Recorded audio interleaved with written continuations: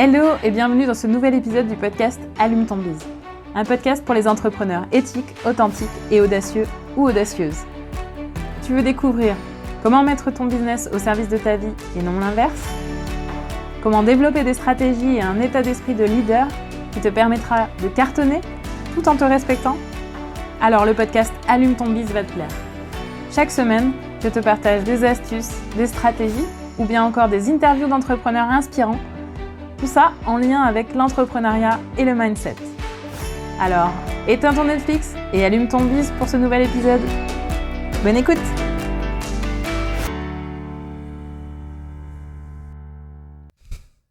Hello à tous et bienvenue dans ce nouvel épisode. Je suis ravie de vous retrouver pour un nouveau sujet qui, si vous êtes un peu comme moi, va vous être très utile. Aujourd'hui, je vous parle d'un sujet qui gratte un peu. La différence entre comprendre une chose et la mettre en pratique. Ça vous est peut-être déjà arrivé à vous aussi de vous dire que vous savez pourtant ce qu'il faut faire. Franchement, vous avez toutes les connaissances pour le faire. Mais pourtant, vous le faites pas. Alors sinon, si ça vous est jamais arrivé, franchement, écrivez-moi, envoyez-moi un message sur Instagram. Je serais ravie de lire quel est votre secret. Ça m'intéresse beaucoup. Parce que franchement, moi de mon côté, ça m'est déjà arrivé un paquet de fois. Et ça m'arrive encore régulièrement. Alors, dans cet épisode, je vous propose de voir ensemble pourquoi ça se passe comme ça. Pourquoi comprendre une chose n'est juste pas suffisant pour pouvoir la mettre en pratique. Et comment passer de la compréhension à l'action. Ça peut être très facile, en fait, de comprendre quelque chose. Nous avons tous été dans une situation où on a lu un livre, ou assisté à une conférence, ou suivi une formation, et où on a pensé « Ah, mais oui, mais bien sûr, c'est clair, maintenant c'est bon, je comprends tout à fait, c'est bon, je peux y aller, je suis paré. » Et puis du coup, au moment de mettre vraiment les choses en pratique, de se les approprier pour avancer nous-mêmes sur le sujet, c'est plus tout à fait la même histoire en fait. Et on se retrouve à se dire je sais pas par où je vais commencer. Ou bien je suis sûre que ça fonctionnera pas pour moi en fait. Ou c'était comment déjà oui, mais si je fais ça, est-ce que... Bref, vous voyez ce que je veux dire. Et vous savez quoi ? C'est tout à fait normal. Et là, je fais un coucou très spécial à mes amis les zèbres ou les personnes qui sont beaucoup dans leur tête, dans leur cerveau et qui, en fait, adorent réfléchir, se posent 1000 questions, etc., etc. Et sont hyper curieux et donc ont plein de connaissances sur plein de choses. Je comprends tout à fait, croyez-moi. Et donc, vous savez quoi ? Si vous avez déjà eu cette sensation, ce sentiment, et puis que vous êtes dit exactement ces choses-là, en fait, confrontés à le fait de les mettre en pratique après les avoir apprises, vous savez quoi ? C'est tout à fait normal, en fait. Ces 2 dernières années, j'ai fait moi-même plusieurs formations business assez connues. Parce qu'en fait, j'étais persuadée que j'avais du mal à vendre, en fait, que je ne savais pas comment vendre. Et franchement, ces formations-là étaient très bien faites. Franchement, avec des super enseignants, top. Je les recommande si vous voulez savoir desquels il s'agit. Écrivez-moi un petit MP et je vous répondrai. Il n'y a pas de souci, je peux les recommander les yeux fermés. Mais au final, dans ces formations, je me suis dit que je connaissais déjà au moins 80% de ce qui était dit. Et encore, je suis gentille et en fait, je fais une moyenne par rapport à toutes ces formations-là. Parce que pour certaines, c'était carrément, je pense, 98% en fait de ce qui était dit. Donc la question, c'était, c'est bien, je connaissais déjà toutes ces choses, mais pourquoi je les avais pas encore mises en place ? Et c'est pas pour rien que je vous disais, ou je vous raconte un petit peu aussi sur Instagram, à quel point, en fait, ces deux dernières années ont été pour moi un vrai cheminement d'évolution, de développement personnel et mindset. C'est parce qu'en fait, le problème n'était pas de connaître les techniques, mais de développer mon propre mindset, d'être confortable à certaines idées sur lesquelles j'étais absolument pas confortable avant, et de gagner énormément confiance en moi aussi au fil de ces 2 années. Pour ceux qui m'ont connue avant et qui me connaissent maintenant, clairement, ils voient la différence.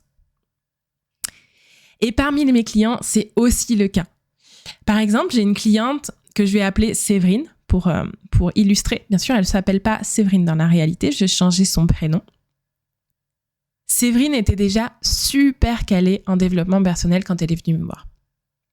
En fait, elle avait déjà fait énormément de lectures, elle avait vu plein de vidéos sur YouTube, elle avait écouté plein de podcasts, lu plein de livres et fait aussi une super formation business notamment. Pourtant, elle n'arrivait toujours pas à résoudre ses problèmes et à atteindre ses objectifs. Elle n'arrivait toujours pas à vendre ses offres malgré toutes les techniques qu'elle essayait déjà d'utiliser au mieux. Donc vous voyez, à travers ces exemples, en fait, comprendre une chose ne garantit finalement pas la mise en pratique de ces choses-là. Il y a tout un tas de barrières qui peuvent nous empêcher de passer de la compréhension à l'action. Alors, ce que je vous propose du coup, c'est de voir ensemble comment surmonter ces barrières pour passer de la compréhension à l'action. Alors d'abord, on va voir du coup quelles peuvent être ces barrières finalement qui nous empêchent de passer à l'action. Quelles sont les barrières les plus courantes ? Donc par exemple, dans le cas de Séverine, il y avait plusieurs facteurs sous-jacents. Notamment, il y avait un manque d'estime de soi. Il y avait aussi des croyances limitantes et une peur de la réussite qui faisait qu'elle s'auto-sabotait régulièrement dans des situations de mise en avant de ses offres et d'échange avec ses prospects. Et tous ces aspects-là ne peuvent pas être appréhendés de façon simple et personnalisée pendant une formation. Oui, bien sûr, pendant une formation, on va peut-être vous parler de certaines croyances limitantes. On va peut-être vous donner certains exemples. Et peut-être que ça va faire écho et que peut-être certaines d'entre elles que vous avez, ces croyances, vont peut-être se sentir diminuées. Mais ça va pas aller creuser le fond de votre problème. Ça va pas aller creuser vraiment dans les racines de vous, avec votre propre histoire, avec votre personnalité, avec les choses avec toute la personne complexe que vous êtes. Ça ne peut pas aller travailler en profondeur. Ça ne sera que superficiel. Donc, ça peut élaguer en fait les mauvaises herbes, mais pas aller déraciner les racines, en gros, pour vous la faire simple. Et en fait, ça nécessite de travailler du coup ces aspects-là en parallèle d'une formation, ou même, du coup, ça peut être aussi avant de rentrer dans la partie technique, pour que l'utilisation ensuite de n'importe quelle technique puisse avoir un résultat. Pour vous la faire simple, finalement, en fait, si vous élaguez pas, si vous avez pas fait déjà un premier chemin en connaissance de soi et élagué certaines croyances limitantes que vous pouvez avoir, peut-être que vous avez fait le choix d'une solution, alors qu'en fait, une fois que si vous avez fait ce travail avant, en amont, en fait, vous allez vous dire, mais ça me correspond, mais tellement pas du tout, en fait. Mais évidemment, mais bien sûr que c'était pas pour moi. En fait, moi, par rapport à ma situation, par rapport à ce que je veux faire, c'est plutôt cette solution, en fait, que je dois creuser. Et donc, en fait, ça va vous faire gagner du temps, puisque finalement, au lieu de passer par les portes détournées et par des choses où vous allez vous sentir un peu inconfortable, si j'osais, je dirais le cul entre deux chaises, mais j'ose. Donc, si vous sentez ces choses-là, c'est peut-être qu'en fait, vous n'êtes pas posé les bonnes questions en amont.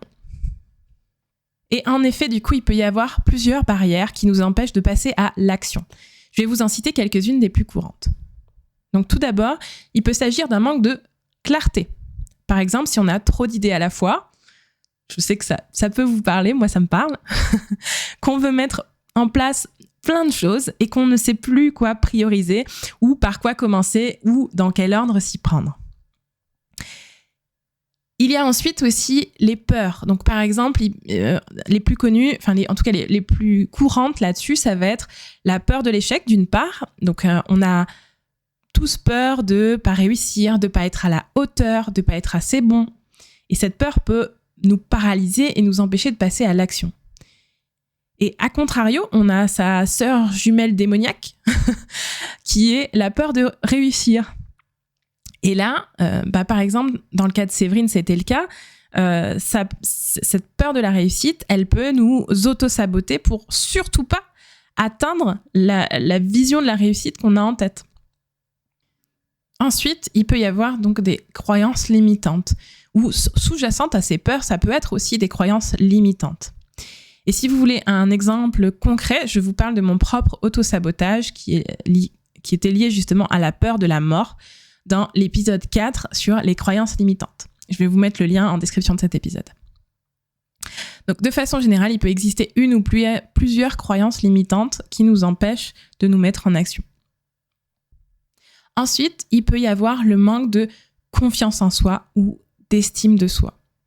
Si nous ne croyons pas en nos capacités, si nous ne croyons pas en notre propre valeur, ça va être très difficile de passer à l'action.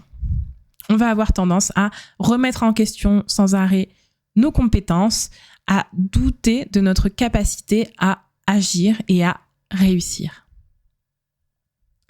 Il peut aussi s'agir d'un manque d'alignement avec qui nous sommes vraiment, avec nos propres valeurs, avec nos convictions. Quand ça manque de sens, ça va être beaucoup plus difficile de se mettre en action pour une chose. Et du coup, c'est peut-être intéressant à ce moment-là de revoir sa copie pour s'y prendre autrement afin que ça prenne plus de sens et que ça devienne fluide. Et parfois, il y a aussi le manque de temps. Ou si j'osais, je devrais plutôt dire il y a l'excuse du manque de temps. Pourquoi je dis excuse ? Eh bien oui, je dis excuse parce qu'en fait, vous allez peut-être me dire que les journées sont courtes.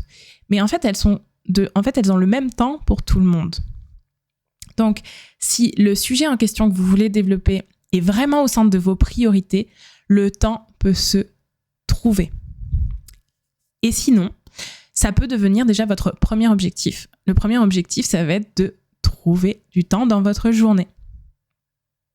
En tout cas, ce que je veux dire, c'est que derrière ce manque de temps, souvent, il se cache d'autres éléments plus profonds, comme des peurs ou des croyances limitantes que l'on ne veut pas s'avouer ou qui sont simplement, pour l'instant, dans notre angle mort qu'on ne voit pas. Maintenant que nous avons vu les barrières qui peuvent nous empêcher de passer de la compréhension à l'action, on va voir comment les surmonter. Mais avant d'en venir là, une petite pause pour vous dire que si vous découvrez le podcast pour la première fois et que vous l'adorez déjà, vous pouvez vous abonner et aussi vous pouvez vous inscrire pour recevoir mes mails chaque semaine dans lesquels vous trouverez des astuces, des conseils ou les coulisses des épisodes. Pour vous inscrire, c'est très simple, il suffit de suivre le lien en description de cet épisode. Voilà, sans plus tarder, on passe à la suite. Alors donc, je vous disais qu'il existe finalement plusieurs stratégies, plusieurs outils que vous pouvez utiliser pour passer à l'action. Alors, quelles sont ces techniques simples que l'on peut mettre en place ? Tout d'abord, il est important de définir des objectifs clairs. Je crois que vous le répétez souvent, mais c'est pas pour rien. C'est la base, c'est la première étape.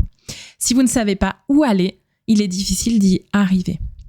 Donc, assurez-vous de définir des objectifs précis et mesurables pour vous aider à passer à l'action. Pour ça, si vous ne savez pas comment faire, vous pouvez aller écouter l'épisode 20 qui vous donne des clés pour vous fixer un bon objectif. Là, pareil, je mettrai le lien en description de cet épisode. Vous avez des objectifs clairs ? Ok. Il est important maintenant aussi de planifier. Prenez du temps pour planifier votre journée, votre semaine et vos mois pour vous assurer que vous avez suffisamment de temps pour passer à l'action. Et si vous vous dites que vous n'avez pas suffisamment de temps, vous pouvez aller réécouter ce podcast au moment où je parle de l'excuse de ne pas avoir assez de temps. Je vais répéter que derrière ça, il est peut-être temps de vous poser la question de est-ce qu'il n'y a pas une peur ou une croyance qui m'empêche de trouver ce temps ? Prenez aussi le temps de trouver votre propre méthode d'organisation qui va vous aider à travailler le plus efficacement possible tout en vous respectant. Ensuite, un autre outil qui peut également vous aider, ça va être celui de la visualisation. Imaginez-vous en train d'accomplir vos objectifs. Ça va peut-être vous donner la motivation nécessaire pour passer à l'action. Et il y a bien sûr plein d'autres méthodes et outils qui peuvent vous aider à passer de la compréhension à l'action. Mais les quelques outils que je viens de vous lister, ça va déjà vous donner une bonne base pour commencer. L'important de toute façon, comme je vous le répète toujours, c'est de trouver ce qui fonctionne pour vous et de vous y tenir. Et si vous voyez que ça bloque toujours, c'est peut-être qu'il est nécessaire d'aller travailler d'autres aspects, comme par exemple la confiance en vous, vos peurs ou vos croyances limitantes pour vous débloquer.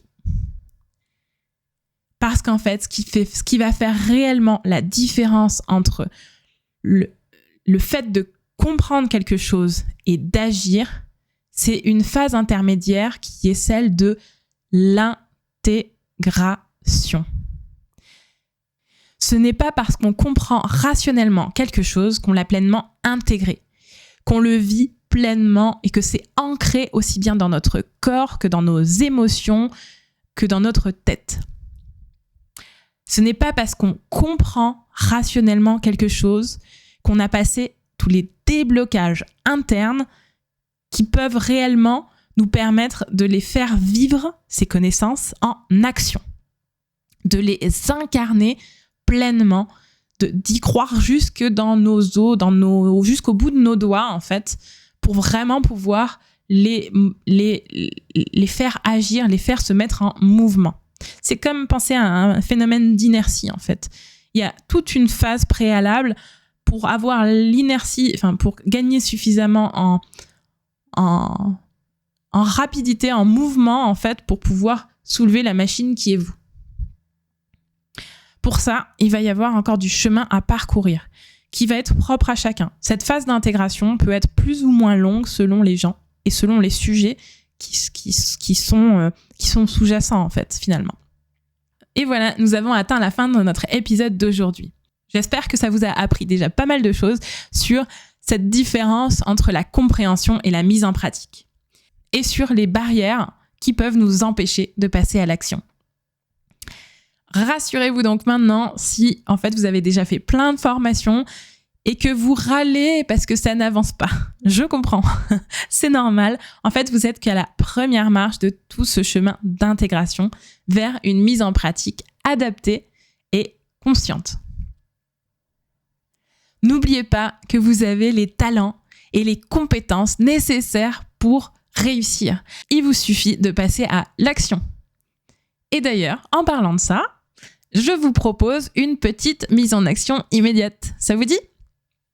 Alors, si vous ne l'avez pas encore, prenez peut-être un carnet, un stylo. Sinon, vous pouvez le faire à la fin de cet épisode. Mais du coup, ce que je vous propose, c'est de faire la liste de ce que cet épisode vous a appris ou ce à quoi il vous a fait penser dans votre vie pratique, dans votre vie de tous les jours, dans ce que vous savez que vous pourriez faire mais que vous ne faites pas, etc., etc. Et donc, parmi cette liste, quelle est la mise en action immédiate que vous choisissez de faire ? Le truc que vous vous dites, allez, ok, maintenant, avec tout ça, là, je m'attaque vraiment à ce truc-là. Et dites-moi ce que vous avez choisi pour vous donner un supplément de motivation. J'attends vos messages sur Instagram ou vos messages privés ou même un mail pour me dire ce que vous avez choisi. J'ai trop hâte. Et si malgré tout ça, vous coincez encore, bien sûr, je suis ravie de vous accompagner pour identifier ce qui vous bloque, exploser vos croyances limitantes et faire briller votre business. J'arrive à la fin de cet épisode, j'espère que vous l'avez apprécié et si vous m'entendez maintenant, merci de m'avoir écouté. Si cet épisode vous a plu, vous connaissez la musique. pour me motiver à continuer de vous offrir tout ce contenu pour vous aider à avancer, la meilleure méthode, c'est de laisser un avis sur Apple Podcast ou une note sur Spotify. Ou les deux, soyons fous. Les commentaires que vous m'aidez, non seulement, déjà, moi, je suis ravie de les lire, mais en plus, du coup, ils m'aident à gagner en visibilité auprès d'autres entrepreneurs qui pourraient aussi être intéressés par le contenu de ces épisodes. Une autre façon de me donner votre soutien, c'est de partager l'épisode au plus grand nombre autour de vous pour le faire connaître. Encore merci de m'avoir écouté jusqu'au bout et à bientôt pour le prochain épisode d'Allume ton Biz. D'ici là, je vous souhaite une bonne journée ou une bonne après-midi ou une bonne soirée. À bientôt. Bye bye.